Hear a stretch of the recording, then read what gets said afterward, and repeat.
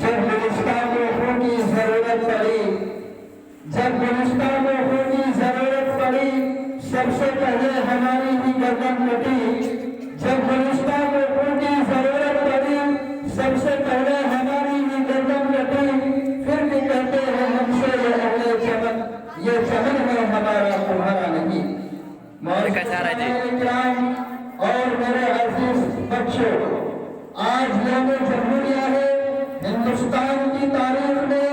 دو دن بڑی اہمیت کے حامل ہوئے، ایک 15 اگست، دوسرا 26 جنوری۔ 15 اگست 1947 کو ہمارا ملک آزاد ہوا اور 1949 کو دستور ہند اور آئین کو عرض کیا گیا۔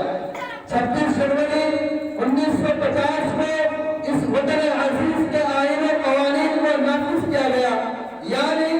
26 جنوری 1950 کو ایک سیکولر اور جمہوری حکومت کا نظام قائم ہوا۔ باشندگان ہند اور یہاں کی مٹی میں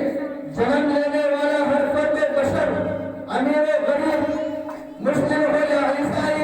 ہندو ہو یا سکھ، کسی بھی گھر و ذاتی سے تعلق رکھتا ہو، ہر ایک کو یہاں پھلنے پھولنے اور مکمل فلاح و تحفظ، تعلیمی و معاشی اور دھارمک و مذہبی آزادی حاصل ہوا۔ حضرات گرامی،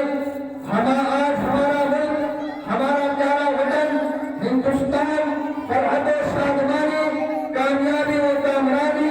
بہادری و آزادی کے نغمے گنگنا رہا ہے۔ پورا ملک جشن جمہوری کے جشن میں مگن ہے، لیکن کیا کبھی ہم نے سوچا کہ یہ خوشیاں، یہ شہنائیاں، یہ فرحت کے لمحات، یہ شجاعت و بہادری کے نغمات، یہ جشن و جلوس کی سوغات اور یہ حریت و آزادی کے عطیات طفیل اور کن کن لوگوں کے سبق ملے ہیں، کن کن حضرات کی قربانیاں اس کے پیچھے کار فرما ہے۔ اس ملک کو آزاد کرانے میں مسلمانوں خصوصاً علماء کرام نے کتنی قربانیاں دی ہے، اس کا اندازہ آپ تاریخ سے لگا سکتے ہیں کہ تاریخ ہند کا ہر صفحہ مسلمانوں کی لکھی، سکتی اور بنتی اور جلدی ناشی نظر آئیں گی۔ تو کسی کے جسم پر ویسے ویسے بکھرے دکھائی دیں گے، کسی پر درختوں اور پھانسی کے پھندوں سے لٹکتی اور جھولتی زندگیوں کا نظارہ ہوگا، تو کسی بنے پر سوروں کی خانوں میں قید و بند دریا میں ڈوبتی اور تیرتی لاشیں اشکبار ہوں گی، اور کسی پر گولیوں سے چھلنی ہوئے زخمی جسم نمایاں نظر آئیں گی۔ حضرات گرامی اور میرے عزیز طلبہ،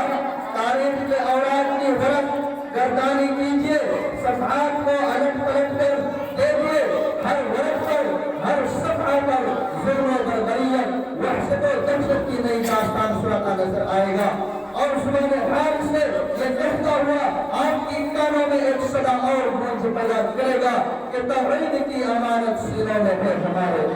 توحید کی امانت سینوں میں ہے ہمارے، آسان نہیں مٹانا نام و نشان ہمارا، باطل سے دبنے والے اے آسمان نہیں ہم، باطل سے دبنے والے اے آسمان نہیں ہم، سو بار کر چکا ہے تو امتحان ہمارا،